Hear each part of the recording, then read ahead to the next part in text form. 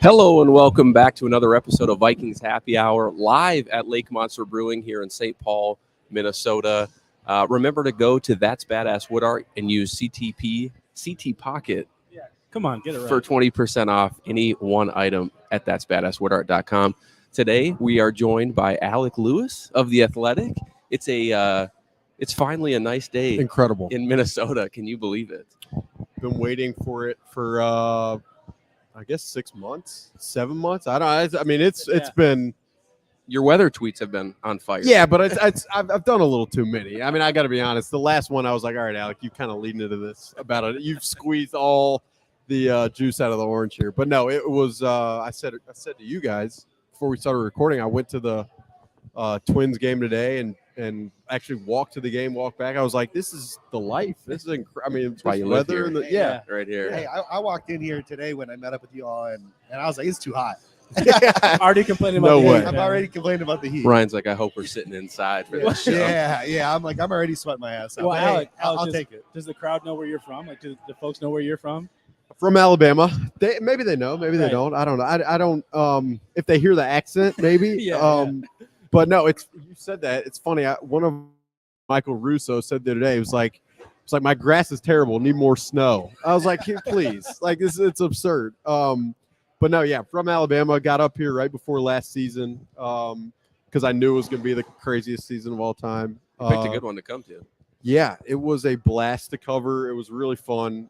I covered baseball for 3 years. I'd always wanted to do football. Like I said, I grew up in Alabama, so you can imagine the football being kind of in my blood. And it was cool. I learned a lot, met a lot of people, and the direction of the team is very interesting and fascinating. And so it'd be fun to follow it kind of next season. Let's dive into that. So, your first offseason in Minnesota, how do you think the start of the offseason has gone for the Vikings, and like where do you think things are going as we get into the draft? What are you hearing?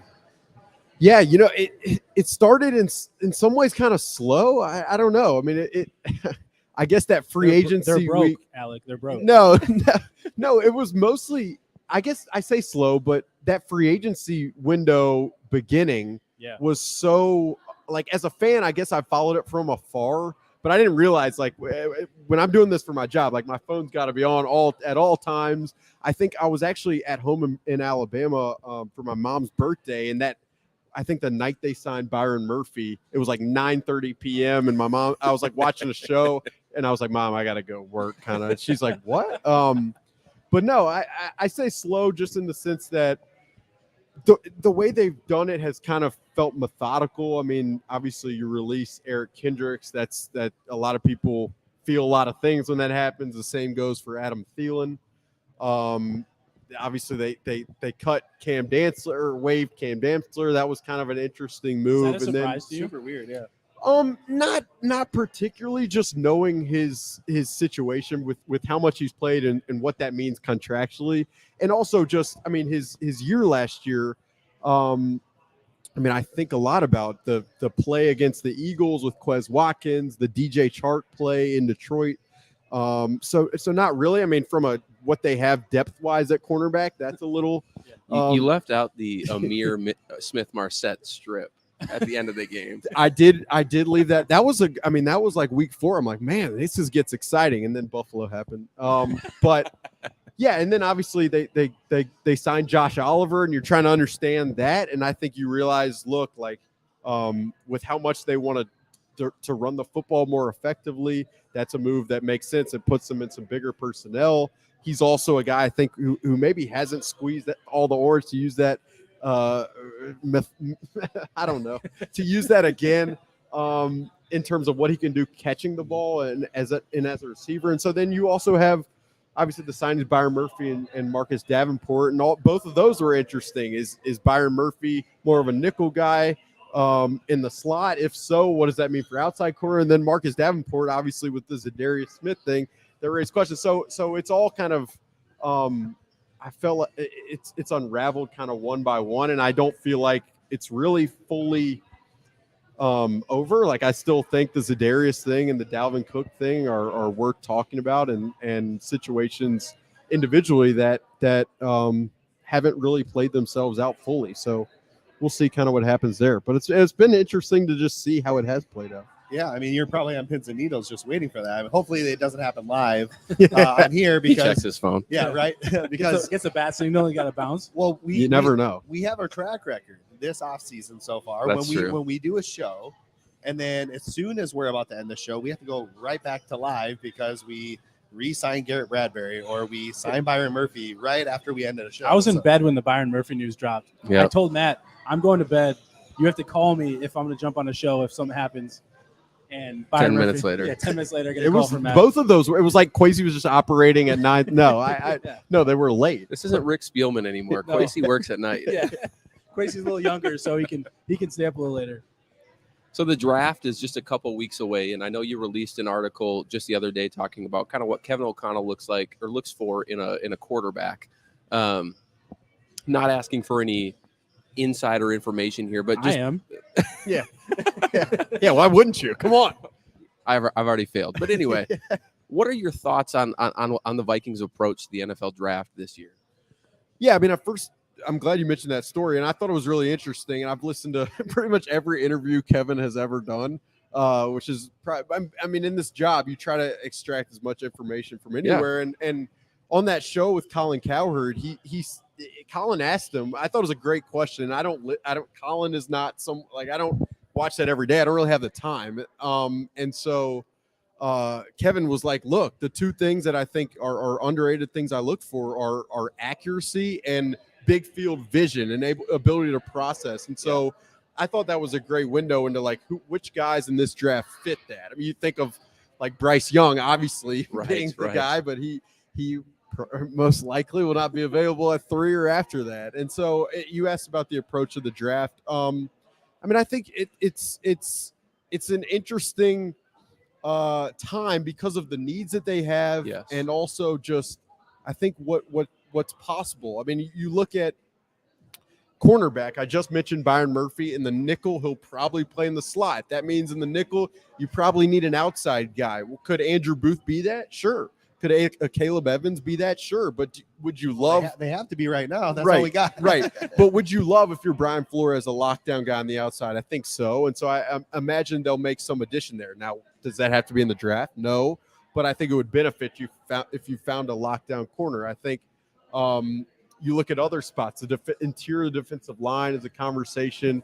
Obviously, receiver is something that has been a hot topic depending on how people view that situation. So, we're very pro receiver We are. in this podcast. Here, for No, sure. I got to tell you, I've been kind of changing my Oh, tune God, here. Here we go. Here we go. Yeah. I want to hear why. That response? I want to hear no. I want to hear why you guys are pro and why you've changed your tune on that. Well, You I'll go let them first, go Wes. first. All right. Well, so two things. Justin Jefferson's obviously the best. Yeah, he's a receiver in good the league. player. Yeah, he's a pretty good. Have you guy, heard of right? him? Good He's player. okay. Yeah. But after him is literally question marks. KJ Osborne's on a contract year, and he's kind of been like a de facto wide receiver 3. You know, he's been a good player. He hasn't been an ascending, like a transcending player. He's not someone you can't replace. And then everybody behind him is nobodies, like Jalen Reagor, Jalen Naylor. Like those guys are. Jalen Reagor's in a contract year. They traded for him, but he didn't really do anything last year. Jalen Naylor is unproven. The pass game is such an important part of the NFL. It is superseded everything we've seen and how important wide receivers are. And the Vikings, for so long, we've been blessed to have at least 2 really high-end wide receivers, Stephon Diggs, Adam Thielen, and then Adam Thielen and Justin Jefferson. And even then, teams are finding ways to stop both those guys because they didn't have anybody else. And if you only have one guy, and I know they have TJ Hockenson, and I'm not saying you can stop Justin Jefferson, but you can put a lot more attention to Justin Jefferson if you don't have anybody else to really threaten you anywhere. I mean, and you look at the league, and there's quarterbacks who can make others better, right? I didn't Patrick want to Mahomes, go that route, but yeah, you're right. but that's reality that we have here. You have Patrick Mahomes. Yes, he doesn't necessarily need Tyreek Hill. He's a pretty good player Yeah, too. he's pretty all right. good, right? Yeah. So Kirk Cousins, again, he's a very good quarterback. I'll never say otherwise because I think he's very good, but he's not going to be a guy that can ascend without high quality receiving talent around him. And in this league, you look at all around the league, the most productive offenses have 2 bona fide studs. At least two. At usually. least two, yeah. Or right? the best quarterback in the league. Yeah. So you look at the Eagles. Jalen Hurts was not a refined product, right? You surround him with AJ Brown and Devonta Smith. Quez Watkins is no slouch. He's probably on the same par with KJ Osborne, and you have Dallas Goedert. Like, that's a solid team, right? Like, that's a solid offense for him to improve as a passer. Mhm. Kirk Cousins needs that next level guy. I'm not necessarily even saying it has to be a first round guy, but it has to be somebody we address somewhat early. Marvin Mims in the later rounds. God, I have to say it. But like Oklahoma. I'm a big fan of Zay Flowers. Obviously, Jackson Smith and Jigba won't be there, but one of those guys, you got it. Jordan Addison. Addison, absolutely. I still like Mims real better. quick before we give Matt's, who cares about his opinion? But we'll get his opinion. No, anyway. I want to hear his opinion. Come on. But like the final point there is essentially like tight end can't, unless you have a Travis Kelce, tight end cannot be like a replacement for a wide receiver because of how what the responsibilities are. So you still need guys on the outside that can win, and tight ends aren't asked to win on the outside. And so, yes, they can help you replicate a passing game without having as many high-end receivers, but you still need another guy on the outside to win. And that's not KJ Osborne's abilities. Like, he's more of a slot guy. JJ's a do-it-all, everything, but, again, that's one person. And so then you have the middle of the field, working with TJ Hockenson and KJ Osborne. JJ's kind of doing his thing, but you don't have another guy on the opposite side really helping take attention away from anybody else, from any of those guys. And Adam Thielen didn't really do that last year, kind of descending on his way down. And I think it'd just be really important for this team as they look to move forward. Again, Jalen Reagor, KJ Osborne contract year. I'm just like big on like forward thinking too. It's not just about this year. Sure. It's about the next 3, 4, 5 years too. And my last point on here too is if you want Welcome to the show, Alec. I am just chopping at the bit We're to talking hear Matt. receiver. I can't I'm help sorry, it. but you had mentioned quarterback. Obviously, it's a huge need, right? This draft is very rich Stock. in quarterbacks. Correct. It's stock. So where at receiver you have 4 or 5 guys that are like high end, and then you have a bunch of promising talent, but not necessarily like surefire talents. Where A lot of quarterbacks, smaller, like slotty-ish guys. exactly, like a ton of slot receivers. Maybe they can win on the outside, but like it's the NFL. It's a lot harder to win on the outside when not every team gives you 15 yards of cushion, right? So I guess that's where I'm going with it as well. Is if you want to go receiver in first round, cornerback third round, you're going to probably get a better corner in the third round than you can get a receiver in the third round. I'll also say to that, and then, gosh, we'll get to Matt because I can't wait. Have a good one, guys. Receiver, if you're talking about surplus value, and you know this front office and those making decisions think about these things. Receiver is where you can find them. I mean, if you're thinking first round draft picks, receiver is a position that provides the most surplus value. I mean, you think about how much you'd be paying a guy on a rookie deal at number 23 compared to a number 2 receiver on the market. It's like around $15 million, what OBJ just got. So I think that is a mark to your point. Now, I want to hear what Matt's. Well, I think I should preface. I'm not anti-wide receiver. No, you are. No, that's the side you chose. You switch sides. Okay. Anakin Skywalker. Let's go. But my thought process is they hired Brian Flores to fix this defense, and I honestly think Why'd they hire KOC? To fix the team, and I think they've done that. They fixed the culture. They fixed the team in 1 year. Now it can grow after this season, of course, but I think that they hired Flores to fix this defense. You've seen it in free agency with Byron Murphy, with Marcus Davenport, and I just think they want to give him more tools. And I think I don't know if they'll stay at 23, but I think we've talked about it at length here. Interior defensive line is a position of need still. Cornerback, there's going to be a run on day 2, and I'm worried we're not going to get one. I feel more confident going into this season with KJ Osborne as a number 3 and treating Hockenson as a 2, and then just hopefully Naylor, Jalen Reagor can develop into something more than what they were last year. So 2 things I'll tell you. The first one is I'm right, but then what was your second? Obviously, Matt.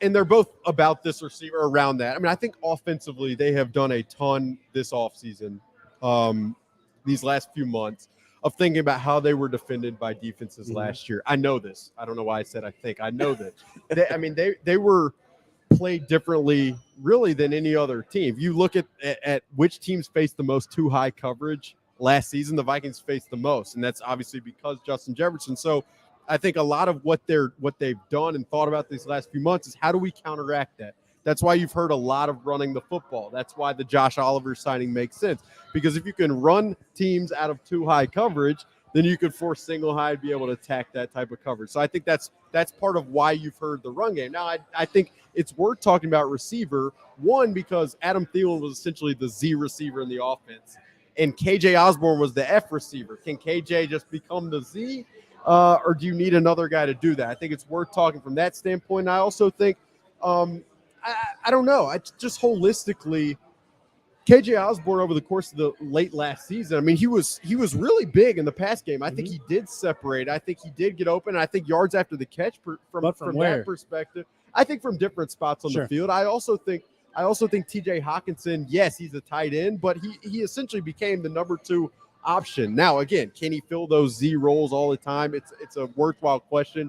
Do they need a receiver in general thinking forward with KJ on his contract year? I think it's very worth the conversation. And I think this argument and this conversation, like I told you guys before we even started, like I think internally these are the things you consider. What positions do you value the most? What do we need now? What I mean, you mentioned it, Brian Flores. What is his defense that's going to be so aggressive and put cornerbacks in man coverage need? Again, you bring up the cornerbacks in this draft and how many there are. Maybe you can wait for Darius Rush in the second round or other guys. So, and you bring in Flores to uplift this defense, but he's known to get the best out of lesser talent, right? Like, trust him to coach up the, maybe not as highly touted guys, but that, can be effective, and he can pinpoint who he needs, right? No doubt.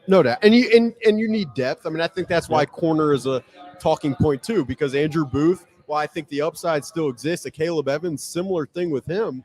The injury history is what it is. Byron Murphy's has been injured in the past, so I just think that spot is, you're going to see them fortify that spot depending on how they do it. We'll see, but that's why I think this draft, you asked about it in general, and it spurred this conversation. I feel like we've just scratched the tip of the iceberg, because there are a lot of ways this thing could go. Trading down, which they did last year to acquire more picks, to give them maybe more of a mathematical percentage of hitting on guys, would make sense as well. So I don't know. I think that's all our hope, right? Like, we want to trade down. We need to accumulate. Ideally. I mean, unless CJ Stroud, number 3, unless CJ Stroud goes to 3 and you trade up. You trade up. You give up your next born child for that. So it's interesting.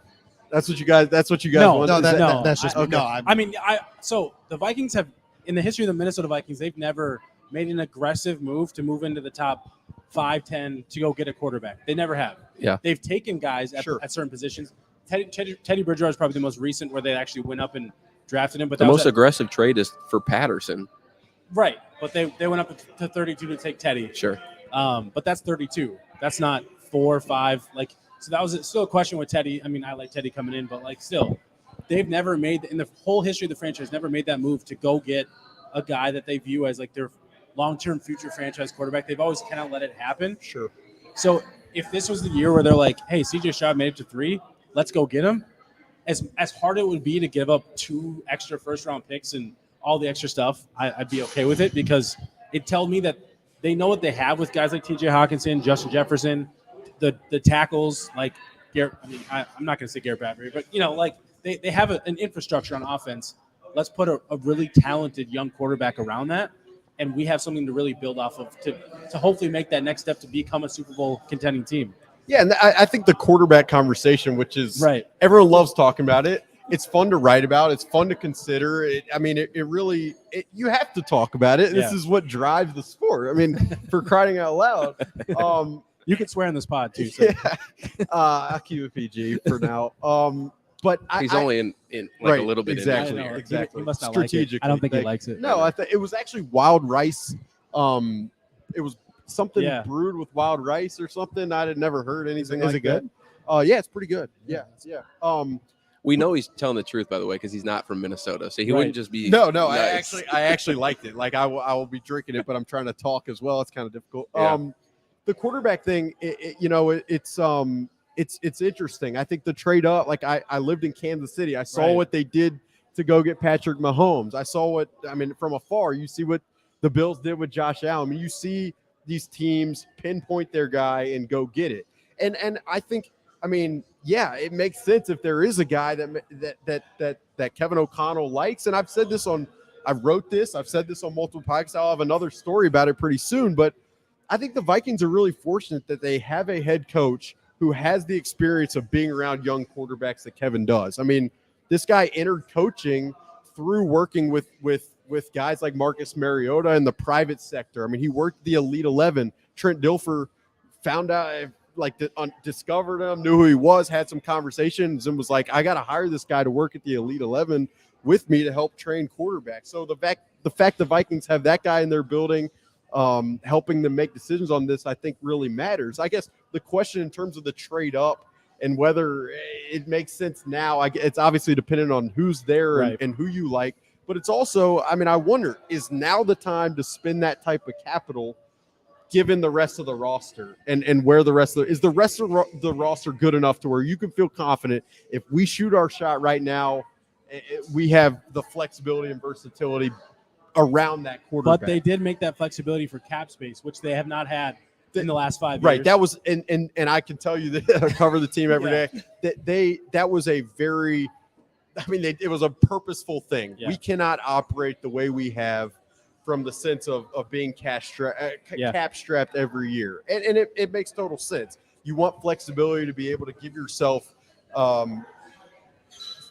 ways around just what you've had to operate with. And I think they've tried to do that while also trying to be competitive, which they obviously were last year. And I think if you look at this NFC North this upcoming year, it's wide open. The Vikings could obviously, they will compete for it this upcoming year. And so I think, I think the cap situation, it plays a role if you think forward. Right. Well, the draft's not the only way. The draft's the best way to build your long-term future and also like your development and helping build a sustainable roster. Exactly. Yeah. The free agency is not for that. Free agency is about filling holes and filling needs and spending money. But the Vikings haven't been able to spend that money to help fortify some of those positions. So then they're forced to maybe, like, this is old regime more than anything, but forced to reach on certain positions in the draft, forced to make some financial decisions that you probably wouldn't normally make. And the hope is coming out of that, if you were to go get move up to 3, which again, I don't think it's going to happen. So I'm not sitting here being like, oh my gosh, they're going to do it. If they do it, I'd be ecstatic, but I don't expect it. But I think there's an opportunity where they can really put themselves in a position to then use everything, all the other resources to build the rest of that roster that they can't do otherwise. No, and that's why, I think the rookie quarterback contract Right. and what it allows for a team is obvious. You've seen that in Philadelphia. You saw it early on with Kansas City. And I was going back with some of these teams pretty recently and looking like, okay, when Kansas City traded up for Patrick Mahomes, what did that roster look like around him? Well, you had Tyreek Hill, you had Travis Kelce, you had Chris Jones. Do the Vikings have They do. You have Justin Jefferson. Christian Darrisaw, You Brian have O'Neill. Christian Darrisaw, Brian O'Neill. Defensively, do you? I think it's worth asking. Daniil Hunter potentially is that guy, but he's only under contract through the season. Right. So as you go through some of this stuff, I found it really helpful and also just fun to look back. So like when obviously the 49ers do what they do for Trey Lance, what did they have around them?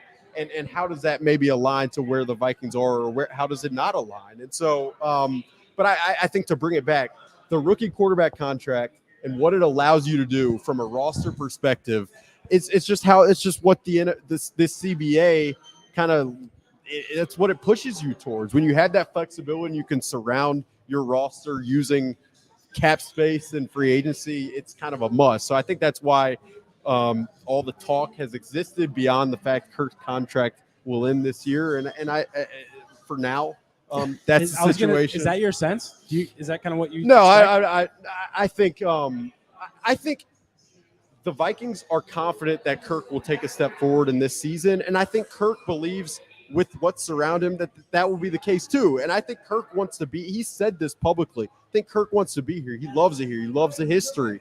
I think the fan base, he appreciates how much they push him. Like I don't think everything's been nice, but like this is just the NFL and this is how fans react. And I think he is a guy who has bet on himself in the past. So if he gets to a place where at the end of the season he's on the market, he can make a lot of money, as was proven by Derek Carr and Daniel Jones. If those guys can do it in a good year this year, I think Kirk can too. And he's very savvy with this stuff. He's aware. He knows. Like this guy, he could rattle off contracts. Like he's very in tune and very aware of what's going on. And so I'll never say never, because that would just be it would be dumb on my part. But I think this team does realize the value of the quarterback contract and the fact that would be kind of operating on in a different realm. And so and that's got to be enticing when you look around the league and you see what Philly did and you see what Kansas City did early on when they drafted Patrick Mahomes. So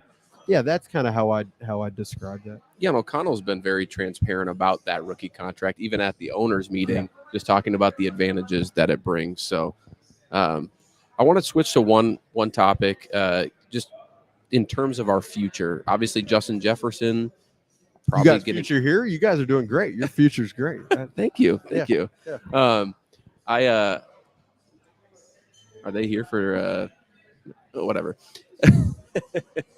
Obviously, Justin Jefferson is due for an extension. We've reportedly heard that TJ Hockenson extension talks have taken off the ground by Darren Wolfson.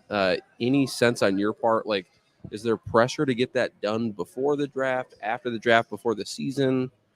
Yeah, I don't think there's a ton of pressure right now, at least. I mean, I think before the season, probably with the Vikings wanting to make it happen, as much as I know they do, that's probably a point. You don't want that drifting, obviously, in the season. And but I think there's a lot to work through. I mentioned the Dalvin and Za'Darius situations. I think those two are still kind of in the balance, and I think once they work themselves out, you can look at the money type situation and probably iron things out from that standpoint. I also think if you're looking at a cap situation for this upcoming year, and obviously an extension goes multiple years, but this upcoming year they're just over the cap. They're going to have to pay the rookies. So I think there's just so much to work through that it's not.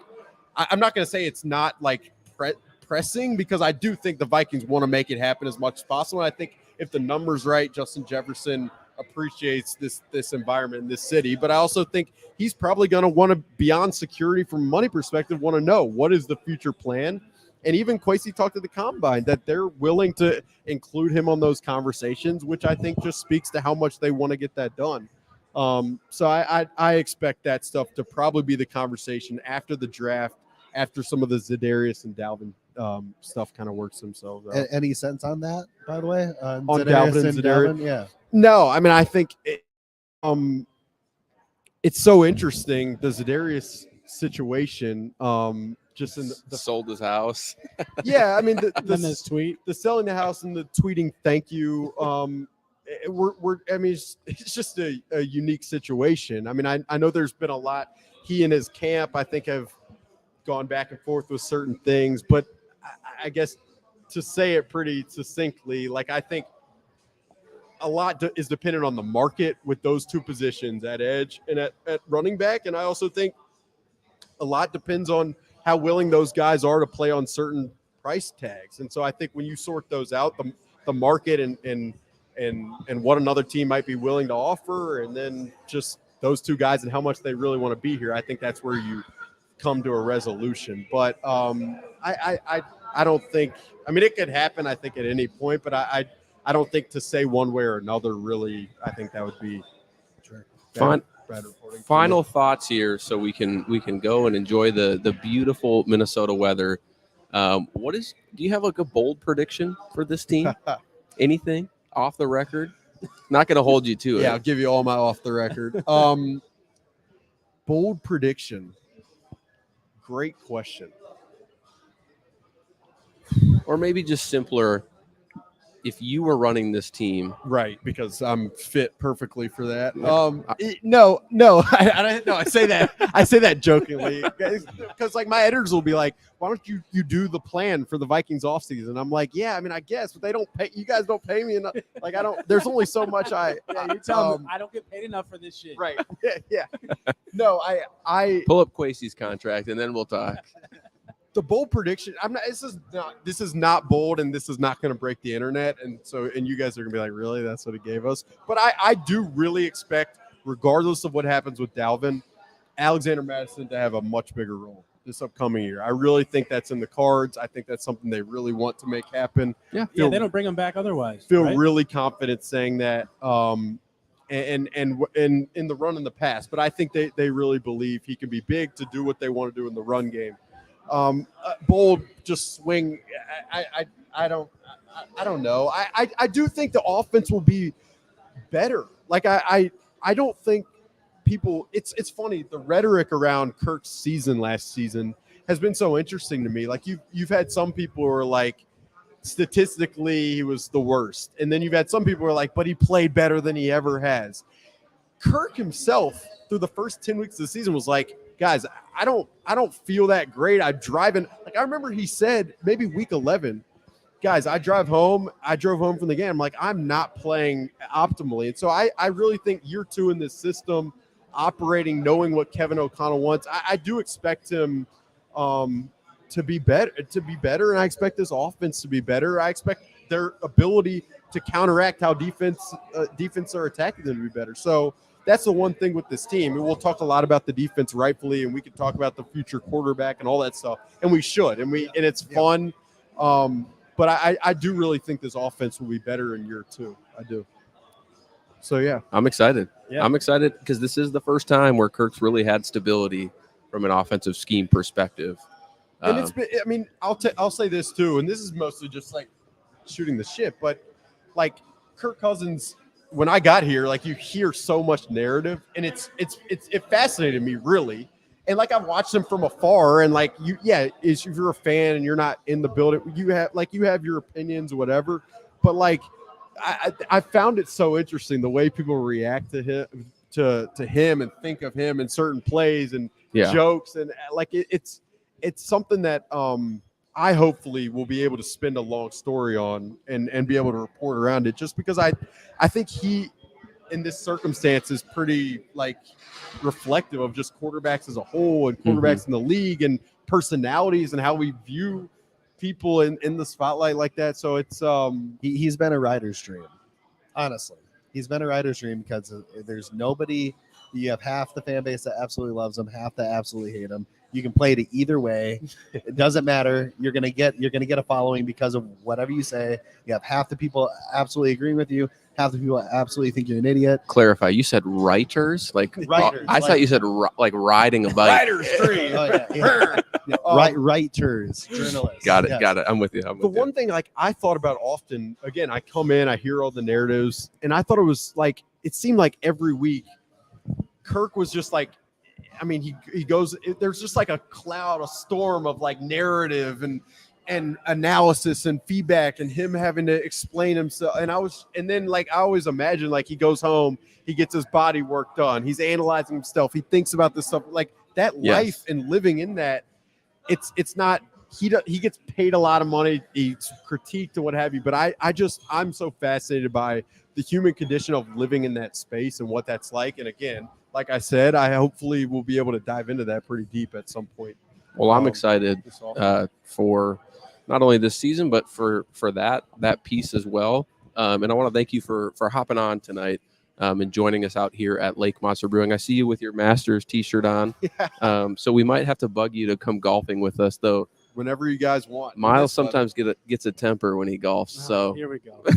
one of those golf I'm the best in the group, but I get a temper. Yeah. debatable. Yeah, if you expect a lot out of yourself. No, honestly. I'm not saying I'm the best. I'm just it's debatable. First off, thank you guys for having me. Yeah. Very fun.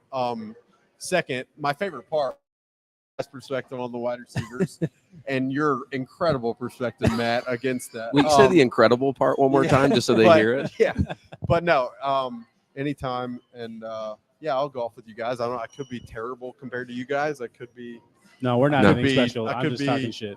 John Rahm compared to you guys. I don't know. We'll only know in the future. I'm Right. more like John Daly in the course. I just like to have fun. Sure. No, I mean it's an incredible sport. It's also in this weather today.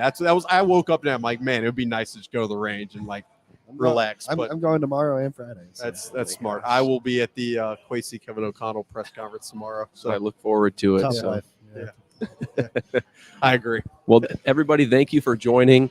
Again, we're here live at Lake Monster Brewing. And be sure to like and subscribe to the podcast because when we hit 3,000 subscribers, we'll be doing a giveaway, a custom Skol piece from That's Badass Wood Art. So until next time, everybody, Skol Vikings. And I didn't hit it.